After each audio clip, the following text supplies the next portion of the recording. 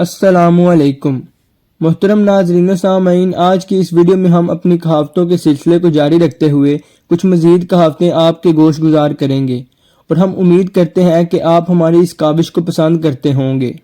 آج کی ہماری پہلی کہاوت ہے، پانڈے جی پچھتائیں گے وہی چنے کی کھائیں گے۔ دوبارہ سنیے، پانڈے جی پچھتائیں گے وہی چنے کی کھائیں گے۔ جب کوئی شخص ہار کر یا مجبور ہو کر وہی کام کرے جو پہلے بہت سمجھانے منانے پر بھی اپنی ضد کے آگے نہ کیا ہو تو اس وقت یہ کہاوت طنزاً کہی جاتی ہے۔ اس کہاوت کے تعلق سے یہ حکایت بیان کی جاتی ہے۔ کسی گاؤں میں ایک برہمن رہتا تھا۔ اس کو چنے کی دال یا روٹی قطعی ناپسند تھی۔ ایک بار اس کے گھر میں پکانے کے لیے چنے کے سوا اور کچھ نہ تھا، لہٰذا اس کی بیوی نے چنے کی دال اور روٹی پکا لی۔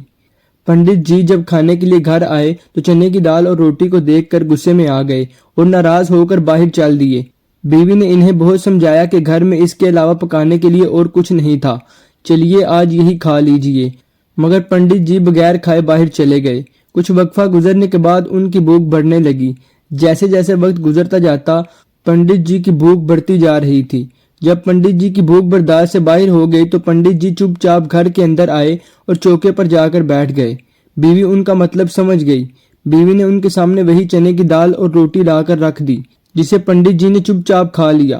جب پنڈت جی کھانا کھا چکے تو ان کی بیوی نے ہنس کر کہا، پانڈے جی پچھتائیں گے وہی چنے کی کھائیں گے۔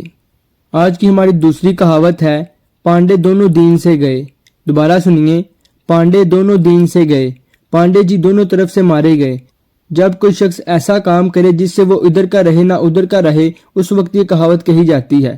اس کہاوت کے وجود میں آنے کی وجہ یہ بتائی جاتی ہے۔ ایک برہمن مذہب اسلام کے اصولوں سے متاثر ہو کر مسلمان ہو گیا۔ کچھ دنوں کے بعد اس نے سوچا کہ میں نے ہندو دھرم کو چھوڑ کر اور اسلام مذہب کو اختیار کر کے اچھا نہیں کیا ہے، لہٰذا اس نے مذہب اسلام کو چھوڑنے اور دوبارہ ہندو دھرم کو اختیار کرنے کا ارادہ کیا۔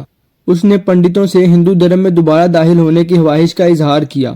پنڈتوں نے ہندو دھرم کے اصولوں کے مطابق اسے ہندو دھرم اپنانے کی اجازت نہیں دی، اس لیے وہ مذہب اسلام سے بھی گیا اور ہندو دھرم سے بھی گیا، وہ کسی طرف کا نہیں رہا۔ اس طرح پانڈے دونوں دین سے گئے۔ تیسری کہاوت ہے، تام جام لگے۔ بے مقصد بے موقع نمائش کرنا۔ اگر کوئی شخص بے موقع احمقانہ انداز میں دکھاوا کرے اور بڑھ چڑھ کر بات کرے تو اس کے لیے مثل کہی جاتی ہے۔ اس مثل کے تعلق سے ایک حکایت اس طرح بیان کی جاتی ہے، ایک احمق اور کم ظرف کو کہیں سے ایک تام جھام مل گئی۔ تام جھام ایک قسم کی کھلی پالکی کو کہتے ہیں۔